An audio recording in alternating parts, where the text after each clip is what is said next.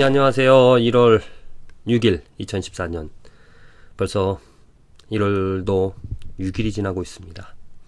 매일매일 우리들이 이렇게 하나님의 은혜를 얻어서 하나님의 말씀을 가지고 하나님의 말씀을 나누면서 살아가는 이 하루하루가 축복인 줄로 믿습니다. 정말입니다.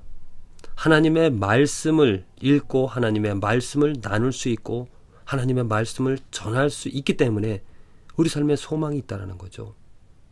새해 어떠한 계획을 가지고 또 무엇을 이루고자 하시는지 모르겠지만은 가장 기본적인 것은 무엇인가? 하나님의 말씀.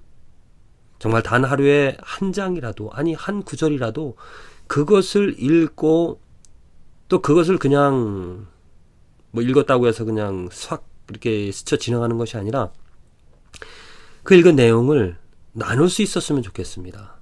먼저는 나의 자신과 어떤 일기를 통하여서 큐티라고 하는데 그렇게 이렇게 형식이나 어떤 포맷을 따지지 않고 그냥 일기처럼 내가 오늘 어떤 말씀을 읽었고 또 내가 무엇을 하나님께 기도를 하는지 그런 일기를 통하여서 나 자신과 나누고요. 더더욱더 좋은 기회가 있다면은 다른 사람과 나누면 더 하나님의 말씀으로 유익함을 얻을 수 있는 그런 기회라, 그런 또 축복이라고 생각을 합니다. 아내와 남편과 자녀들과 내가 읽은, 내가 깨달은, 아니 내가 들은 그 말씀을 나누는 것. 글쎄 이런 일이 성경에 있었다. 이런 말씀이 예수님께서 기록해 주셨다. 이러한 사건이 이러한 일로 인하여서 이러한 결과가 일어났구나 하는 것들을 같이 나눌 수 있다라면은 그 하나님의 말씀이 그런 나누는 사람들 가운데서 역사하여서 하나님의 은혜를 또한 하나님의 손길로 모든 사람들을 생명의 길로 이끌어 주리라 믿습니다. 하나님의 말씀을 나누십시오. 오늘 읽은 말씀이 창세기 6장, 에스라서 6장, 그리고 사도행전, 그리고 마태복음 6장의 말씀인데요. 이렇게 성경 지금 하루에 거의 4장씩 정도가 되어지는데 그 정도를 읽다 보면은 1년에 한 번을 읽습니다.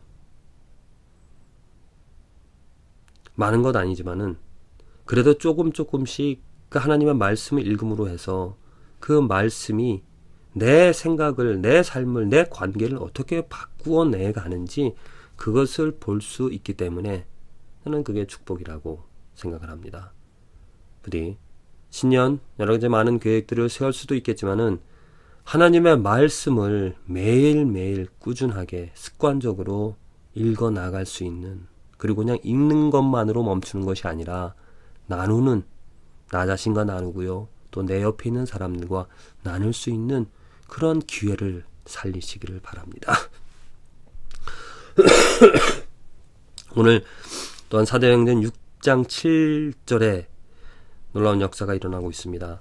하나님의 말씀이 점점 왕성하여, 자, 하나님의 말씀이 점점 왕성하여졌다라고 했습니다. 먼저 6장 이 7절 전에 하나님의 말씀이 전하여지기를 위하여서 행한 것들이 있습니다. 뭐냐면은 사도들이 하나님의 말씀을 전하는, 기도하고 말씀 전하는 일에 전무해야 되는데 지금 어떤 교회, 이제 교회가 막 시작이 되어졌는데 그 교회 사람들이 많이 모이다 보니까 이제 사람들이 모이면은 또 그때 당시에는 지금과는 달리 어떤 공동체 그런 생활이었었습니다. 그러다 보니까 사소한 일들, 음식을 나누고 또 음식을 하고 또 이렇게 다른 사람들을 섬기고 그런 일들, 어떻게 보면은 말씀과 기도하는 일을 사도들이 전무 힘을 써야 되는데 하지 못하다 보니까 사도가 안 되겠다. 그래서 이제 집사라는 직분을, 집사라는 일꾼이죠. 사도들이 하나님의 말씀을 전할 수 있도록 기도와 말씀 전하는 일에 최선을 다해서 그것에만 집중할 수 있도록 여러 가지 필요한 일들, 잡다한 일들이 아니라 필요한 일들을 집사들이 행할 수 있도록 그 교회 안에서 집사들을 세웁니다. 그러다 보니까 사도들은 더욱더 열심히 그 하나님의 말씀을 전파하게 되어지죠. 그래서 하나님의 말씀이 점점 왕성하여지게 되어진 겁니다. 하나님의 말씀이 점점 왕성하여 예루살렘에 있는 제자의 수가 더 심히 많아지고 허다한 제사장의 무리도 이 도에 복종하니라. 자, 보십시오. 하나님의 말씀이 점점 왕성하여 벌어진 일이 무엇이냐면 제자의 수가 더 많아지고 허다한 제사장의 무리도 이 도가 무엇입니까? 기독교죠. 크리스찬입니다. 예수님의 도입니다. 예수의 도에 복종하게 되어졌다는 것. 이 하나님의 말씀이 이뤄내는 역사인 것입니다. 간단하게 생각합시다. 우리들 삶에서 하나님의 역사가 우리들을 거룩해 하고 우리를 더욱더 예수님의 제자로 만들어낼 수 있는 내가 더 신실하고 경건한 신앙인으로서 성도로서 크리스찬으로서 그 예수의 도에 합당하게 살아갈 수 있는 그 길과 방법은 오직 무엇입니까? 하나님의 말씀에 있다는 거죠. 하나님의 말씀이 있어야 깨닫게 되어지고요. 하나님의 말씀이 있어야 바른 길을 향하여 나아갈 수가 있다라는 겁니다. 하나님의 말씀. 많은 교회마다 하나님의 말씀을 강조하고 그 말씀으로 목회를 하며 또한 성도들도 그 말씀의 중요성을 알아서 어떻게 하면 그 하나님의 말씀을 듣고 말씀을 따라 살아갈 것인가 고민을 하게 되어집니다. 그런데 문제는 하나님의 말씀의 중요성을 알고도 그 말씀의 역사를, 말씀의 능력을 입지 못하며 살아가는 사람들이 많이 있다는 거죠. 왜 그런 문제가 생기는 것인가? 하나님의 말씀, 그 가장 기본적인 하나님의 말씀입니다. 하나님이라는 하나님의 중심된 하나님으로부터 온 하나님께서 하신 하나님께서 주신 그 하나님의 말씀을 쫓아 살아가는 삶이 아니라 많은 사람들이 사람의 말을 쫓아 살아가고 있기 때문이죠. 목회자들이 설교를 합니다. 하나님의 말씀을 전하지 않고 자신 목회자의 말을 전합니다. 성도들이 말씀을 듣습니다. 하나님의 말씀 듣기를 원하지 않고 사람의 말 듣기를 원합니다. 왜냐? 하나님의 말씀 듣기는 따분하고 무섭고 또한 어떤 죄들을 말하는 거기 때문에 듣기 싫죠. 하지만 사람의 말, 사람이 하는 말 듣기는 좋습니다. 우리를 위로해 줄 수 있고 내 죄를 합리화하게끔 나와 같은 그런 죄인들의 말이기 때문에. 그러나 우리는 분명히 알아야 될 것입니다. 우리에게 필요한 것은 사람의 말이 아니라 하나님의 말씀입니다.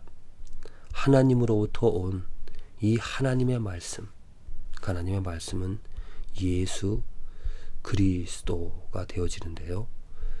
하나님의 말씀을 듣고 그 하나님의 뜻을, 하나님의 계획을, 하나님의 섭리를 깨달아 그 하나님의 이끌어 가시는 하나님의 이 역사를 주관하시는